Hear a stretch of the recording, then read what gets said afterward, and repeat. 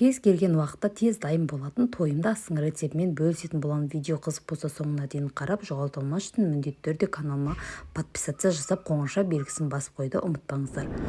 Алдымен піскен картопымызды жақсылап езіп алатын боламыз. Оның үстінен татымына қарай тұзымызды салып, барлығын жақсылап араластырып алатын боламыз.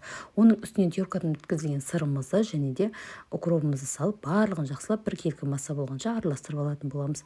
Дайын болған массамызды дәл видеодағыдай етіп, дөңгелектеп барлығын дайындап аласыздар. Менде барлығы 13 штук шықты. Енді оны шетке алып, қамырын дайындайтын боламыз. Суымыздың үстіне тұзымызды және сұйық майымызды қосып, барлығын жақсылап араластырып аламыз.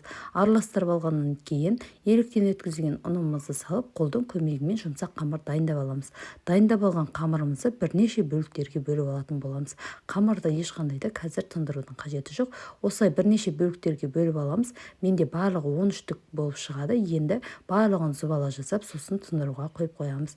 5-10 минут тынған қамырымызды алып, дәл видеодағыдай етіп, қолдың көмегімен жайып аласыздар да, ортасына картоп пен сырдан дайындалған осы салмасын салып, дәл видеодағыдай етіп, түйіп дайындап аласыздар. Барлығын дайындап алғаннан кейін, аздап қана ұнымызды тақтайымызды сеуіп, қолдың көмегімен не болмаса, осылай оқтаудың көмегімен тегістеп, барлық жерін бірдей етіп жайып аласыздар. Енді барлығын дайындап жайып алғаннан кейін, қызып тұрған табамызға аздап қана сары майымызды салып, дәл видеодағыдай етіп ертіп алғаннан кейін, үстінен жаңағы дайындап алған қамырымызды осылайша екі бетін салып, екі бетін қызартып пісіретін боламыз. Ісіп өзі беті кішкене томпиып ісіп шыққан кезде, осылай ортасынан пышақпен кішкене тесіп жіберіп, бетіне сары майды жағып жібересіздер де, осылай екі бетін қызарта отырып пісіретін боламыз. Осы видеом сіздерге ұнаған болса, міндетті түрде жасап көріңіздер және жоғалтылмас үшін каналыма тіркеліп қоңырша белгісін басып қойды ұмытпаңыздар. Дәл осылай екі бетін қызарта отырып пісіріп алсыздар, өте дәмді болып шығады.